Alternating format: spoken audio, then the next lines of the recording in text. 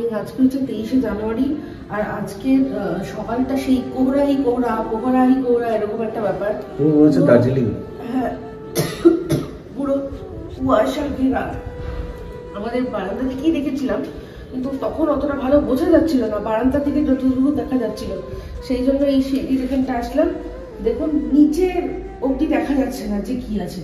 আজকে অনেক ফ্লাইট কিন্তু আমাদের ক্যান্সেল হবে, মর্নিং ফ্লাইটসগুলো, কারণ এইরকম ঘন কুয়াশা দেখতে পারবে না, মানে রাত্রে দেখা যাবে না। এখন কিন্তু বাজে সকাল 9টা।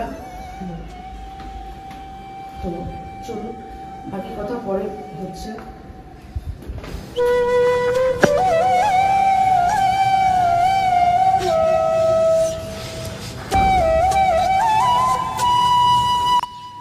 কবে থেকে মিস্টার দেব আমাকে বলছে ফুলটা কবে ফুটবে গো। তারপর আজকে ভালো করে ওনাকে বোঝালাম যে এটা ফুল না, এটা ফুলটা ফুটে গেছে, এটা ফলটা। এই ফলটা এবার পেকে টেকে আর কি ওখান থেকে বীজ তৈরি হবে নতুন করে আবার চারার জন্য। ফুল এইটা, ফুলের মানে কুড়ি হচ্ছে এটা যখন হবে দেরি আছে, এটা ফুটতে টাইম লাগবে। আমাদের এখান থেকে বোঝা যাচ্ছে না, কিন্তু প্রচুর কুয়াশা আজকে। সকাল 9টায় এরকম কুয়াশা, মানে ভোরের দিকে কি ছিল তাই ভাবছি, কিন্তু এরকম কুয়াশা হলে তো খুব চাপের বিষয়, তাই না? তো যাই হোক, আজকে 23শে জানুয়ারি, আজকে বিশেষ দিন, কারণ আজকে নেতাজি সুভাষচন্দ্রের জন্মদিন। তো সবার আগে জানাই নেতাজিকে সশ্রদ্ধ প্রণাম। তো আজকে একটা জায়গায় আমার যাওয়ার আছে, বিশেষ জায়গায়, মানে একটা আমি ইনভিটেশন পেয়েছি। তো সেই ইনভিটেশনটা আমি আজকে যাব।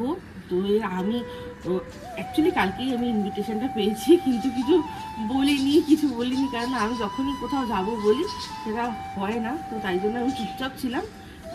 মানে যে আমাকে ইনভিটেশনটা যে করেছে তাকেও বলেওছি যে হ্যাঁ আমি অবশ্যই চেষ্টা করবো, আমি মানে যাবো বলি না, আমি যেটা বলেছি যাব সেটা আমার যাওয়া হয় না। তো সেই জন্য একমাত্র বড় মা দেখেছেন, সেখানে আমার যখনই আমি বলি ঠিক আমি চলে যেতে পারি, কিন্তু এই কোথাও একটা কোনো জায়গায় আমি যেতে পারি না। তো তাই জন্য আমি চুপচাপ ছিলাম। আজকে যাব, তখন সবার আগে উঠে চা করবো, চা করে আজকে রান্নাবান্নার কোনো ঝামেলা নেই, সব করা আছে। তো আমি যাবো, তার জন্য মানে রেডি হবো। রেডি সেডি গো। সাজতে, সত্যি কথা বলতে আমি এখন আর সাজতে একা একদম পারি না। তো শাড়িটা একটা এরকম পরেছি, তার সাথে যা মানে একটা এরকম নেকপিস পরেছি, কিন্তু সেটা ভালো করে পরতে পারিনি প্রপারলি, কারণ আমার 11টায় বাস। ওই বাসটা যদি আমি মিস করি তাহলে আবার 12টা 20-তে। তো সেই জন্য এখন বাজে 3 মিনিট বাকি 11টা বাজে। আমি জাস্ট দৌড়ে জাস্ট একবার দেখাবো যে হ্যাঁ আমি আসছি, তাহলে অ্যাটলিস্ট বাসটা আমি পেয়ে যাবো। ঠিক আছে, চলুন, পরে আবার কথা হচ্ছে। দেখি হ্যাঁ বাসটা পাই কিনা আপনাদের দেখাচ্ছি। 11টা একদম বাস ছাড়বে, তখন পৌঁছে গেছি, মানে পেয়ে গেছি বাস। তো দেখুন, মেট্রো ধরেছিলাম বাস থেকে নেমে, তারপর সেখান থেকে পৌঁছে গেছি গন্তব্যে, মানে যেখানে নামতে হতো। তো আছিটা এখন আমি রবীন্দ্র সদন। তো কোথায় যাচ্ছি চলুন দেখাই। এবার দেখুন, এবার মনে হয় আর বুঝতে অসুবিধা হবে না যে কোথায় এসছি। সঙ্গীতা ম্যাডামের সংগঠনের ডাকে, ওনার ইনভিটেশনে এসছি রোটারি সদন। ঠিক আছে, একটানা মাথা উঁচু করে লড়াই করে চলার অন্যতম নাম বা প্রতিষ্ঠানের নামই হচ্ছে এসএস হিউম্যান রাইটস ফাউন্ডেশন। তাই আপনাদের সবারই কাছে আমার বিনীত অনুরোধ, এই সংগঠনের যখন সদস্য পদ গ্রহণ করেছেন তখন মাথা উঁচু করে এবং গর্বের সাথে এবং সততার সাথে পরবর্তী দিনগুলো কাজ করে যাবেন। এবং অসংখ্য ধন্যবাদ। এই ভিডিওটি আপনাদের মনে দাগ কেটে থাকুক এবং পরবর্তী বছরগুলোতে যাতে আপনারা আরো ভালো কাজ করতে পারেন এবং আপনাদেরকেও আমরা সামনে তুলে ধরতে পারি, মেলে ধরতে পারি। আপনি হয়ে উঠুন আপনার পাড়ার মানবাধিকার দিদি অথবা মানবাধিকার দাদা। আমরা তাদেরকেই খুঁজে বেড়াই যারা মানুষের কথা বলেন, মানুষের পাশে থাকেন, জাতি ধর্ম বর্ণ নির্বিশেষে মানুষের কথা বলা লোকেদের নামই হচ্ছে মানব অধিকার। মানবাধিকার দিদি সঙ্গীতা ম্যাডাম তার সংগঠনের তরফ থেকে আমাকে আগের দিন অনেক রাত্রে ইনভিটেশনটা পাঠিয়েছিলেন, সেই জন্য আমার সব কিছু গুছিয়ে বাড়ি থেকে বেরোতে একটু দেরি হওয়াতে আমি একটু দেরিতেই পৌঁছাই, তাই বসেছিলাম একদম শেষের দিকে।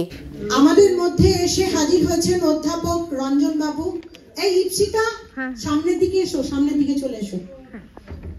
এইবার আপনাদের জীবনেও একটা বিস্ময় কাটবে যে তিনি একটু পরে সিক্রেট থাকুক, তিনি একজন বিপ্লবী পরিবারের একজন বিপ্লবী সন্তান, যাকে আপনারা মোটামুটি সবাই চেনেন।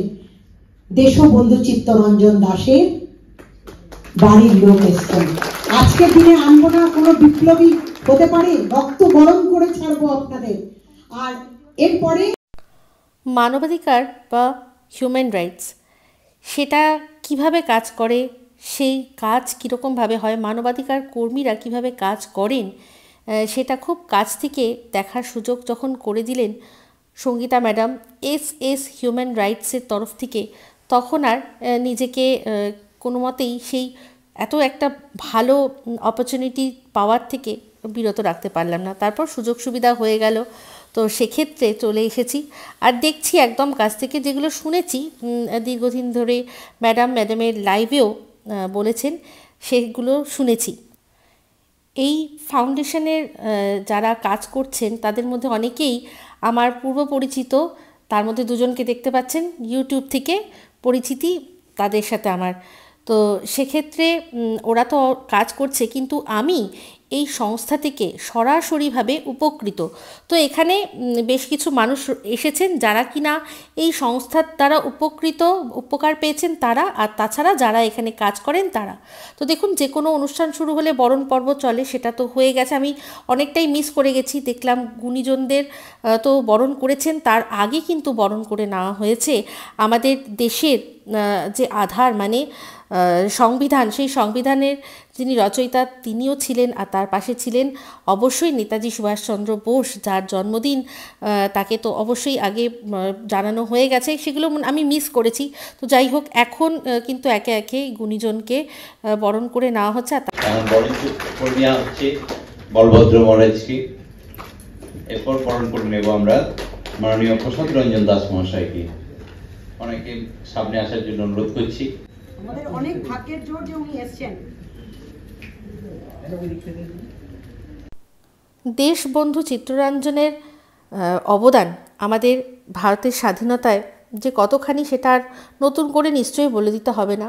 তারই বাড়ির লোক শুনলেন, যেরকম সঙ্গীতা ম্যাডাম বললেন, তো তাকে বরণ করে নেওয়া হচ্ছে। বরণ করছেন যিনি, তিনি কিন্তু পেশায় একজন উকিল, ওনার নাম শান্তনু সিনহা মহাশয়। তো ভীষণ ভালো লাগলো এই সব কিছু দেখে। আরও অনেক গুণী ব্যক্তি যাদের আসার কথা, তারা এখনও এসে পৌঁছায়নি, তো অবশ্যই এসে পৌঁছাবেন। একে একে সবার কথা আমরা শুনবো।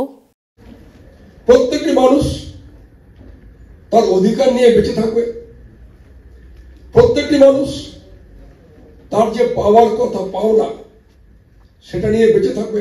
মানবাধিকার বা হিউম্যান রাইটস সম্পর্কে সম্যক জ্ঞান ধারণা সমস্ত কিছু আমাদের সাথে ভাগ করে নিচ্ছিলেন শান্তনু বাবু। কিন্তু যেহেতু জানেন ইউটিউবে বেশ কিছু জিনিস রয়েছে যেগুলো বললে বা যেগুলো চ্যানেলে চললে হয়তো কোনো রকম কোনো প্রবলেম আসতে পারে, সেই জন্যই বেশ কিছু কথা, কারণ উনি উপমা দিয়ে দিয়ে সমস্তটা সুন্দর করে বোঝাচ্ছিলেন, কিন্তু সেক্ষেত্রে জানেন কিছু কিছু জিনিসে বাধা থাকে। তো সেক্ষেত্রে সেগুলো আমি যেভাবে বুঝেছি সেটা আপনাদের সাথে অবশ্যই পরবর্তীকালে আমি আমার ব্লগের মাধ্যমে বলবো। তো এখানে উনি কথা বলছিলেন 498A মামলা, যে এই ধারাটা এত কড়াকড়িভাবে করা হয়েছিল মেয়েদেরকে একটা শক্ত মাটি দেওয়ার জন্য, কিন্তু দেখা গেছে যে মেয়েরা পরবর্তীকালে এই ধারাটাকেই হাতিয়ার করে একের পর এক তাদের স্বামী আর শ্বশুরবাড়ির পায়ের তলার মাটি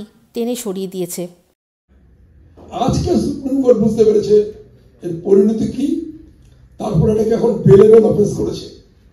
প্রথম দিকে 498 কেসে আমেরিকায় আত্মীয় বসে আছে, তার কাছেও ইন্টারপোল দিয়ে পুলিশ খবর পাঠাচ্ছে, সে নাকি ফোনে উৎসাহ দিয়েছে 498 অপরাধ করবার জন্য। ওনার প্রতিটি কথা ভীষণই যুক্তিপূর্ণ, ভীষণ সুন্দর, কিন্তু সব কথা হয়তো বললাম যে কিছু কিছু কারণে আমি সেগুলো রাখতে পারছি না, যেহেতু এটা আমার ব্লগিং চ্যানেল। তো তার মধ্যে একটা কথা খুব সুন্দর বলেছেন, শুনুন। হাইকোর্টে গেলে, সুপ্রিম কোর্টে গেলে স্বাধীন দেশের নাগরিক হিসেবে আপনাদের বুক দূর দূর করবে, কিছু কথা বলতে পারবে না, সাহস হবে না।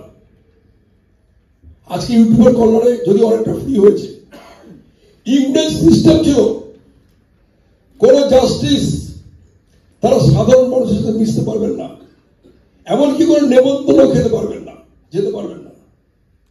এই সিস্টেমটাকে আমরা চালিয়ে যাচ্ছি এখনো স্বাধীন দেশে। আজকে এখনো আমাদের স্বাধীনতা এতদিন পরেও আমাদের কোর্টে justice there my lord your lordship বলতে হয়। লয়ারও এর বিরুদ্ধে প্রতিবাদ করেন না। খুব দু একজন হাতে গোনা জাস্টিস তারা বলেছেন, আমি কয়েকদিন আগে দেখলাম গুজরাট হাইকোর্টের একজন জাস্টিস বলেছেন, মাই লর্ড বলবেন না, স্বাধীন দেশ, স্যার বলুন। তো এরপর মঞ্চে ডেকে নিলেন সঙ্গীতা ম্যাডাম, যাকে তিনি পদ্মশ্রী অ্যাওয়ার্ড পেয়েছেন, পদ্মশ্রী অ্যাওয়ার্ডে ভূষিত। ওনার নাম কাজী মাসুম আক্তার। আপনারা সবাই চেনেন হয়তো, আমার বলার অপেক্ষা রাখে না, তাও একবার বলে দিলাম। তো সময় খুবই সীমিত, যার মধ্যে এত এত বিশিষ্ট ব্যক্তি, তাদের কথাও শুনতে হবে, তাদের তাছাড়াও ম্যাডামের হচ্ছে গিয়ে ওনাকে এই হিউম্যান রাইটস নিয়ে যারা কাজ করতে চাইছেন তাদেরকেও একটা ছোট্ট আর কি সেশন দিতে হবে, কি কি মানব অধিকার কি সেগুলো জানার জন্য। তারপর প্রশ্ন উত্তর পর্ব, তো সেইগুলো করার জন্য আর কি সবার কথা আলাদা আলাদা করে নেওয়া সম্ভব হলো না। আমি কিছু কিছু অংশ আপনাদের সাথে শেয়ার করলাম। একদম আমি বি স্ট্রং দেখতে চাই সকলের মধ্যে। যদি এই সংগঠনে থেকে, এই সংগঠনের বাইরেও নিজেকে আরো বৃহত্তর জগতে নিয়ে যেতে চান, তাহলে একজন বিপ্লবীর কথা শুনুন, যে বিপ্লবী কিভাবে লড়াই করে আমাদের দেশের স্বাধীনতা ফিরিয়েছেন। আজকে তার বাড়ির নিজের লোক আমাদের রঞ্জন বাবু, যিনি একজন প্রফেসর, তার কথা শুনুন, শুনলে আরো উদ্বুদ্ধ হবেন যে বিপ্লবীরা খেতে পেত না, খেতে দেবেন না, মুড়ি চাই, কিচ্ছু চাই না, 4 দিন খেতে দেবেন না, কিচ্ছু বলবো না, এইভাবে লড়াই করে টিকে থাকতে হবে। এটার নামই মানব অধিকার। আর সবাই গিয়ে আগে মাইক্রোফোন ধরেই আগে ইনকলাব জিন্দাবাদ, আমরা খাবো ঘরে ভাত, দেখতে ভালো লাগছে তো? ওকে, রঞ্জন বাবু প্লিজ কাম। অঙ্গীকার নিয়ে একজন বিশাল দেশনায়কের জন্মদিনে তাদের সবাইকে আমি প্রণাম জানাচ্ছি।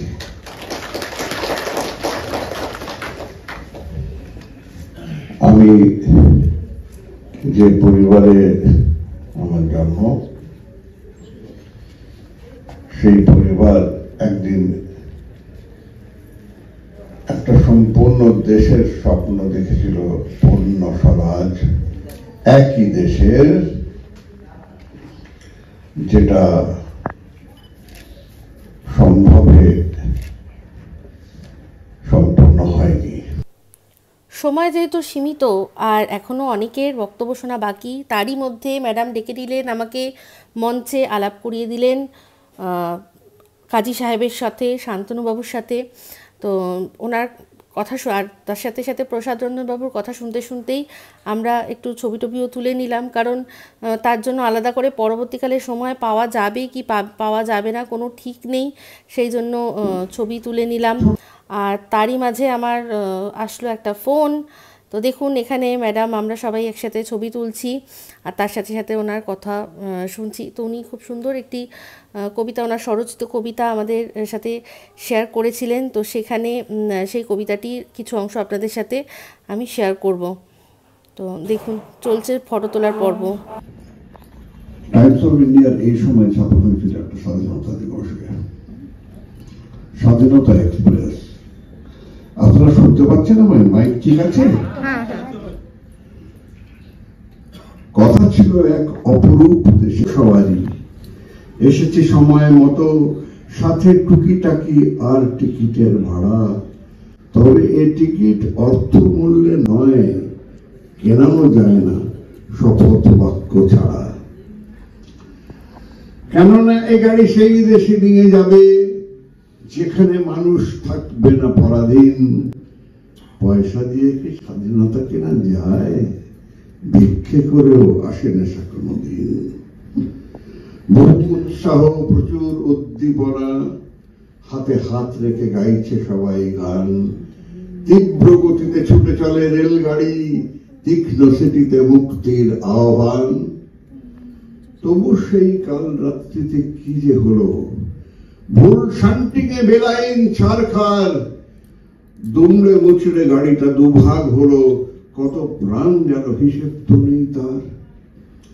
ভোর হতে দেখি সব শেষ হয়ে গেছে, ভাগ হয়ে গেছে স্বাধীনতা এক্সপ্রেস। দূরে রয়ে গেল কাঙ্ক্ষিত জংশন, গন্তব্য তো ছিল একটাই দেশ। কার সিগন্যালে ঘটে গেল অঘটন, কার সিগন্যালে ঘটে গেল অঘটন? প্রশ্ন অনেক, উত্তর মেলা ভার। পালা বদলের পালায় মধ্যরাতে বদলে গেল কি ইঞ্জিন ড্রাইভার? আগামী দিনের প্রজন্ম শুনছ কি? আকাশে বাতাসে অপূর্ণ অভিলাষ। অগ্নিশুদ্ধ স্বদেশে আবার লিখো জন্মভূমির অজ্ঞাত ইতিহাস, আমার দেশের অজ্ঞাত ইতিহাস। বলবেন আমি বক্তা নই, আমি কর্মী। আমি বরাবরই সিকিম বর্ডার থেকে সুন্দরবন অব্দি জুরিসডিকশনে কাজ করেছি, আমার দেশের উন্নতি সাধনে ইনফ্রাস্ট্রাকচার তৈরি করেছি। বক্তা তো নেই। হ্যাঁ, লিখতাম এই কারণে, লিখতাম সুর করতাম এই কারণে, ভেতর থেকে ছিল। কেউ জানে না, আপনারা অনেকেই জানেন না যে দেশবন্ধু একজন খুব বড় সাহিত্যিক ছিলেন। উনি শুধু ব্যারিস্টার ছিলেন না, দাতা তো জানেনি, বিরাট বড় মাপের মানুষ, কিন্তু নারায়ণ পত্রিকার সম্পাদক ছিলেন। কাজে তুমি জানো তো এটা? নারায়ণ পত্রিকা, সেখানে স্মরণবাবু থেকে শুরু করে সবাই লিখতেন বিপ্লবী কথা। আর আমার বাড়িতেও ছোটবেলার থেকে আমরা যে বড় হয়েছি, দারিদ্রেই বড় হয়েছি। পয়সা কোথায়? সব তো দিয়ে দিয়েছে। আমরা চাইলে একটা ফুটবল কিনতে গেলে সবাই মিলে একটু খালি পায়ে ফুটবল খেতাম। বুট পেলাম যখন কলেজ টিমে চান্স পেলাম, তখন বুট প্রথম পায়ে দিলাম। তার আগে তো আমরা খুব সাধারণভাবে বড় হয়েছি, এবং তার মধ্যে যেটা ছিল মাথা উঁচু ছিল, কারো কাছে চাইতে শিখিনি কিছু। এই মাথা উঁচু করে বাঁচার শিক্ষাটা খুব দেওয়া দরকার। সেই দেশকে তৈরি করতে হবে। একটা কোনো চেষ্টাই নেই, কারণ সায়েন্টিস্টের কোনো মূল্য নেই, লেখকের কোনো মূল্য নেই, সাহিত্যিকের কোনো মূল্য নেই। গুণীজনের থেকে গুন্ডাজনের মূল্য বেশি। আরে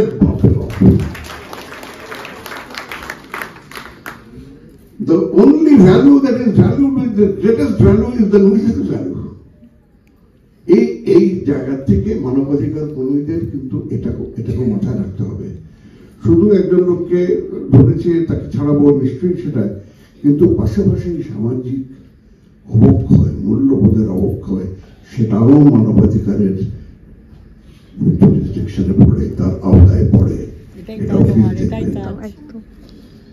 আমি আমার সংক্ষিপ্ত বক্তব্য যদি আপনাদের স্পর্শ করে থাকি, আমার পরিবারের পক্ষ থেকে আপনাদের আবার ধন্যবাদ জানাই।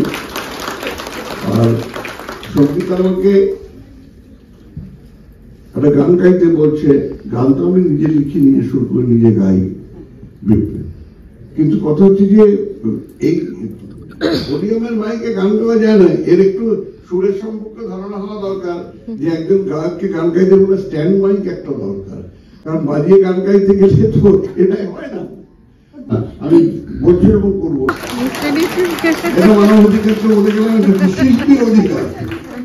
এটা হচ্ছে শিল্পী এবং সুরস্রষ্টার অধিকার দিয়ে আমি আশীর্বাদ দিয়ে দুটো মাইক।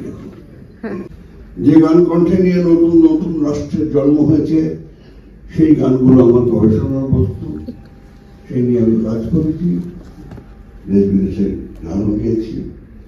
পিট সিগার মশাইয়ের গান, তার সঙ্গে বসে আমি গান গেয়েছি, আমার গিটারে বাজিয়েছেন, এবং আমার বহু অনুবাদ আপনারা শুনেছেন। জন হেনরি আমার অনুবাদ, জো হিল আমার অনুবাদ, এটি হচ্ছে ফ্রিডম।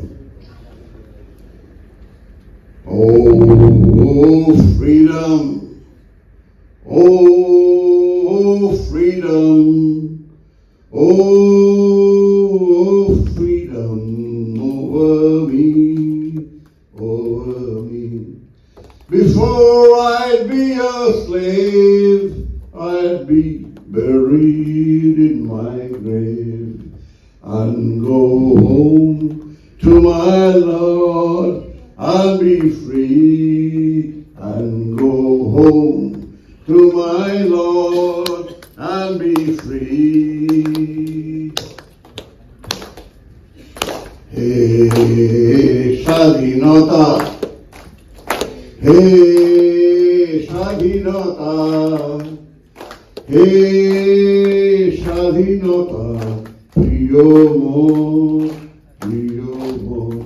আর নয় পরাধীন, কৃতদাস দিনহীন, ভাঙ ভয় আর নয় ঘুম ঘোর,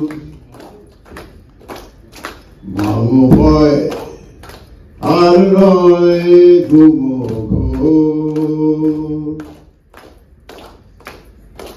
আর নয় ভেদাভেদ, আর নয় সন্ত্রাস, হে স্বাধীনতা প্রিয় মোর, প্রিয় মোর, আর নয় পরাধীন, কৃতদাস দিনহীন, ভাঙ ভয় আর নয় ঘুম ঘোর, ভাঙ ভয় আর নয় ঘুম ঘোর, ভাঙ ভয় আর নয় ঘুম ঘোর। জয় যিনি আমার সঙ্গে 7 বছর ধরে আছেন এই সংগঠনে, পুরোপুরি আমার মানে সমব্যথী সমসাথী। তার থেকে বড় কথা হচ্ছে আমার স্যারই বলি, আমার থেকে বয়স অনেক ছোট, কিন্তু তার বাবা কোর্টের বড় বাবু ছিলেন এবং রিসেন্টলি উনি বাবাহারা পিতৃহারা হয়েছেন। ওনাকে বলেছি আমরা যতদিন বাঁচবো ততদিন আমরা এই লড়াইয়ে থাকবো, লড়াইয়ের ময়দানে আছি। উনি এবং ওনার টোটাল টিম মেম্বারদেরকে নিয়ে উনি এসছেন। তো তার টিম, জুনিয়র টিম বাহিনীদেরকে আমি বলবো একটু প্লিজ মঞ্চে আসুন স্যার, প্লিজ হাততালি দেবেন সবাই একটু। আপনারা আমার যে কাজ দেখেন সেই কাজের পিছনে সাপোর্ট। উন্মুখী গান বলতে ঠিক যেটা বোঝায়, অর্থাৎ পাশ্চাত্যের অনুষঙ্গী যে গানগুলো সেটা ওনার হাতেই শুরু। সেই রঞ্জন আপনি একটু সামনে আসবেন, নির্ঝর বাবু আপনি একটু সামনে আসবেন, আপনাদের একটু বরণ করে নিই, তারপর তন্ময় বাবুদের বরণ করে নেব। নির্ঝরবাবুকে দেখছেন, উনি কল্যাণী কোর্টে দীর্ঘকাল ওকালতি করছেন আর তার সাথে সাথে ম্যাডামের সংগঠনের সাথে কোনো না কোনোভাবে যুক্ত। আর কাজী সাহেবের কথা কি বলবো, উনি তো এখন বেশ খুবই এখন একটা তর্ক বিতর্কের মানে একটা সৃষ্টি করেছেন নিজের এক বিশেষ কথার মাধ্যমে, সেটা আপনারা নিউজ চ্যানেলেই দেখতে পাবেন। সামনে বসে আছেন মানবাধিকার কর্মী আমার বন্ধু, প্রত্যেককেও ধন্যবাদ।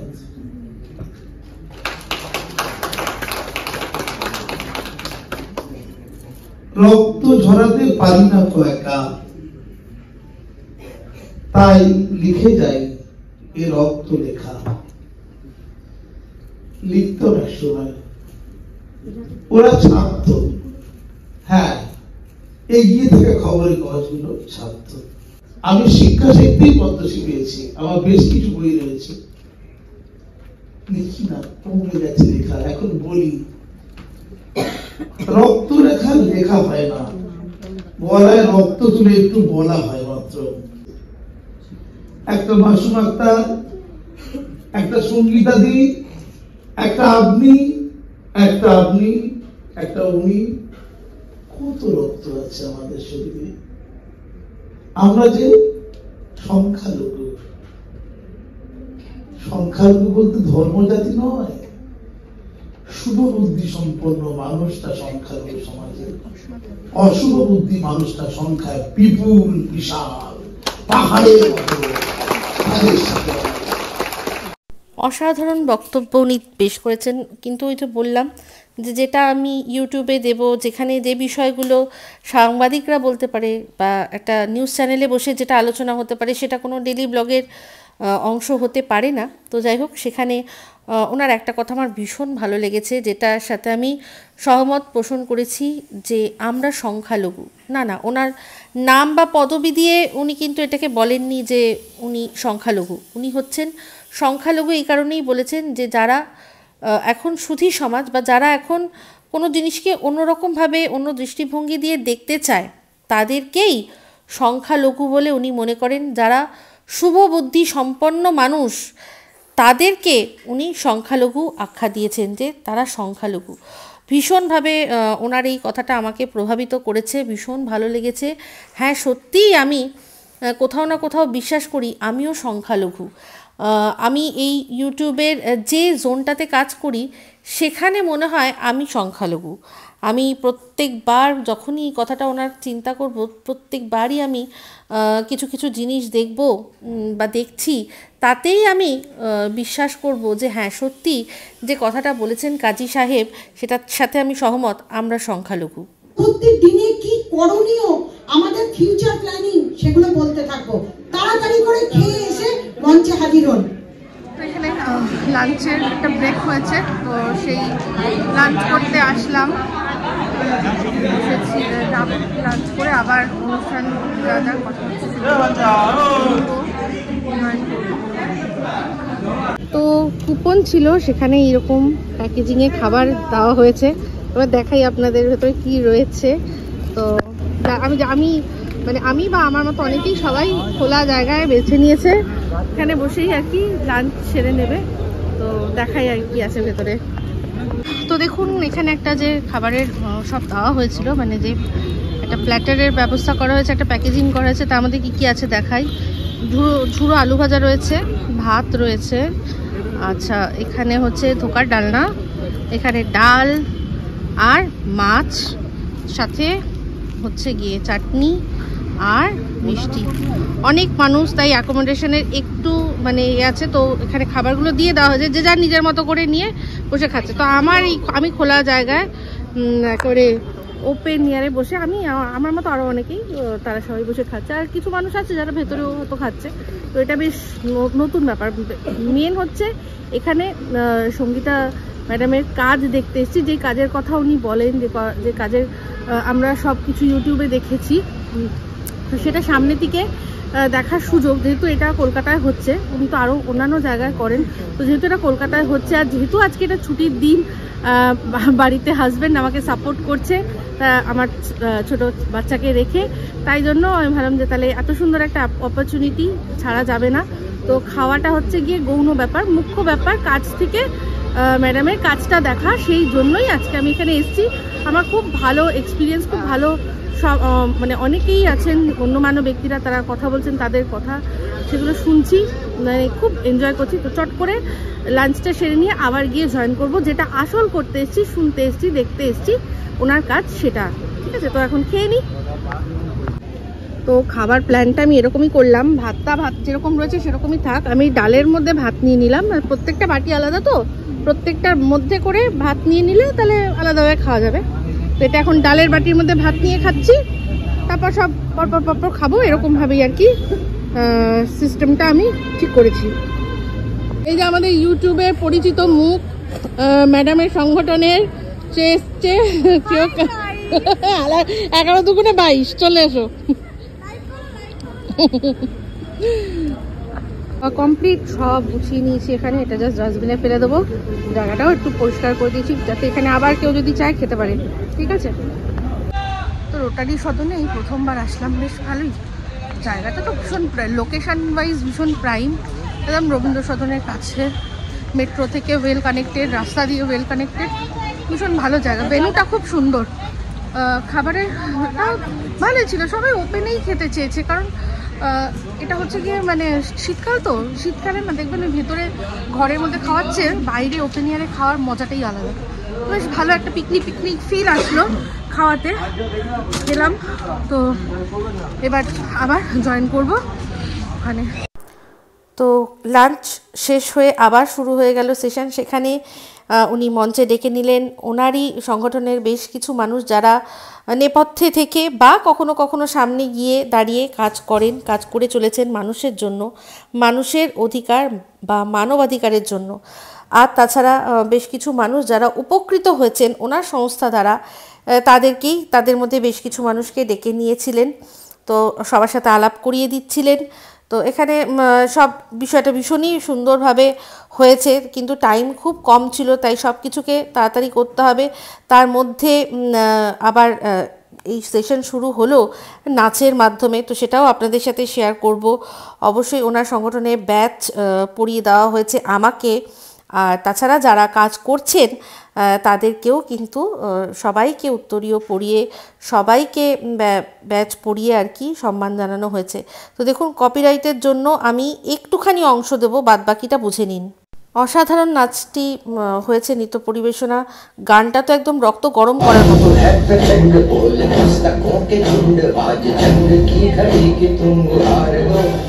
তো বুঝতেই পাচ্ছেন সরাসরি ঘুঁচ হয়ে যাবে এই নাচ যদি আমি গান সমেত দেখাই আপনাদের।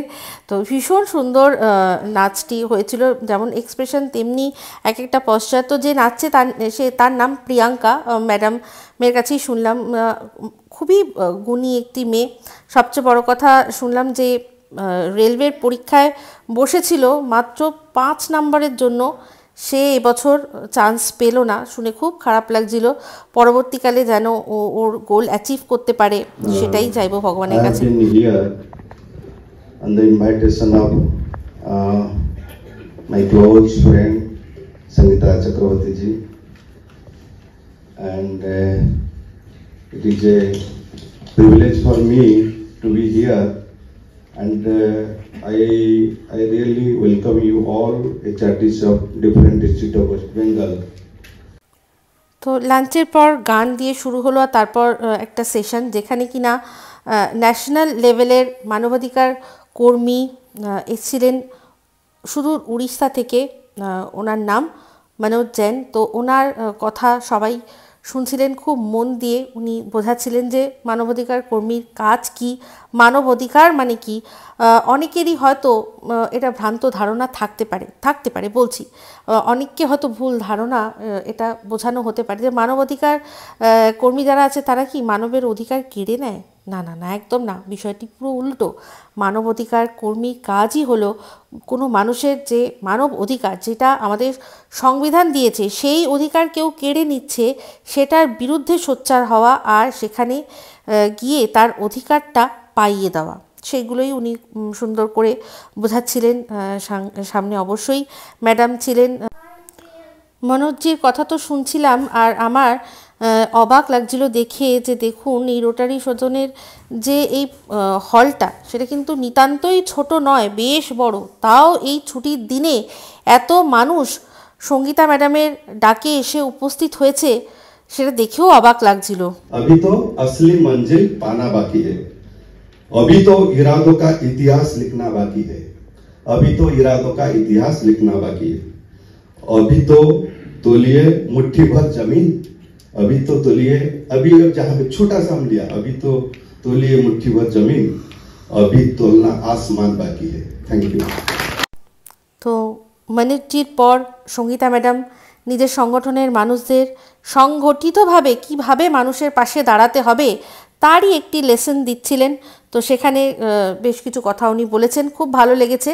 তো এটা একান্তই ওনার সংগঠনের মানুষদের জন্য, তো যারা সংগঠন জয়েন করবেন তাদের জন্য। তো সেই কথাগুলো আমি এখানে আমার ব্লগে নাই বা দেখালাম। যারা মানবাধিকার নিয়ে কাজ করতে চান বা যাদের মনে হচ্ছে তাদের মানবাধিকার লঙ্ঘন করছে, তাদের জন্য আমি দিয়ে গেলাম SS হিউম্যান রাইটস ফাউন্ডেশনের সঙ্গীতাদির এই সুন্দর অনুষ্ঠানের কিছু ঝলক। আপনারা অবশ্যই যোগাযোগ করবেন।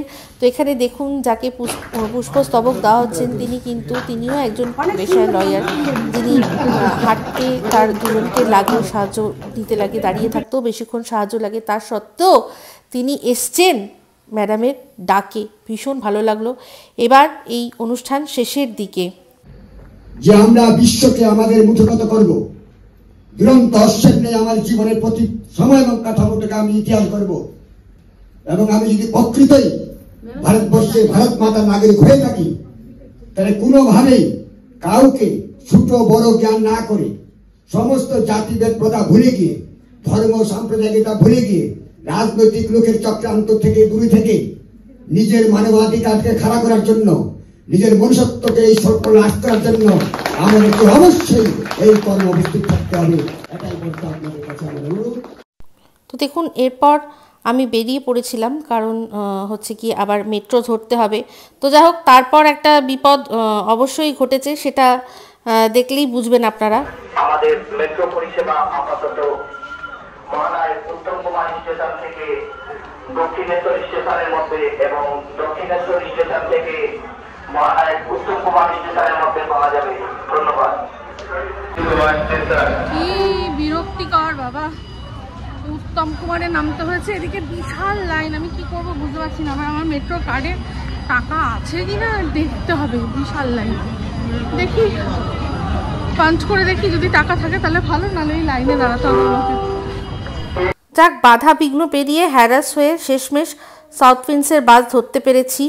তো যাই হোক, আপনারা সবাই মোটামুটি অবগত আছেন যে কোন বিশেষ কারণে মাঝে মাঝে মেট্রোর পরিষেবা ব্যাহত হয়। তো সেটাই হয়েছিল, আমি আর মুখে উচ্চারণ করছি না। খুব খারাপ লাগছিল, মানুষ ভীষণ বিরক্ত। মানে একজন দুজন তো বলছিল হ্যাঁ আমাদের টিকিটের পয়সা নষ্ট হয়েছে, যে আর কি গেছে সে শান্তি পাবে না, মোড়েও শান্তি পাবে না, এসব ধরনের কথা বলছিল। খারাপ লাগছিল শুনতে। কিন্তু বাচ্চা বাচ্চা ছেলেমেয়েরা তারা বলছে, তো তাদের কাছে এখন আমি বললে উল্টা আমাকেই বকাঝকা দিয়ে দেবে যে ধুর আপনি থামুন তো, আমাদের পয়সা নষ্ট হয়েছে, আমরা স্টুডেন্ট, আমাদের কাছে 10 টাকাও অনেক বড় ব্যাপার, কারণ জীবন চলে গেল, এদের কাছে 10 টাকা অনেক ব্যাপার। তো সেটা মনে মনেই রাখলাম, কারণ বলে না নিজের সম্মান নিজের কাছে। তো সেই জন্য অযথা বলে লাভ হবে না। তো যাই হোক, আজকের এই ব্লগটা ব্লগ কম একটা ডকুমেন্টারি মতো ভাবতে পারেন। তো যাই হোক, যদি ভালো লাগে তাহলে অবশ্যই লাইক শেয়ার কমেন্ট করতে ভুলবেন না। আমার ভীষণ ভালো লেগেছে, খুব ভালো এক্সপিরিয়েন্স। যদি সম্ভব হয়, যদি মানে সময় সুযোগ সব হয়, তাহলে নিশ্চয়ই আবারও এরকম ধরনের অনুষ্ঠানে আমি যোগদান করার চেষ্টা করব। আমার ভালো লেগেছে, বেশ খুব ভালো লেগেছে। তো এই বলেই এই ব্লগটা এখানে এন্ড করছি। যদি ভালো লাগে তাহলে অবশ্যই লাইক শেয়ার কমেন্ট করতে ভুলবেন না। যারা চ্যানেলটা সাবস্ক্রাইব করেননি তারা সাবস্ক্রাইব করে দেবেন। সবাই ভালো থাকবেন, সুস্থ থাকবেন। আবার আসছি খুব শীঘ্রই এক নতুন ভিডিও নিয়ে। তো চলতে হ্যাঁ फ्रेंड्स, दुआ में याद रखना। तो चलते हैं फ्रेंड्स, तुम ये याद रखना, सब्सक्राइब to our channels.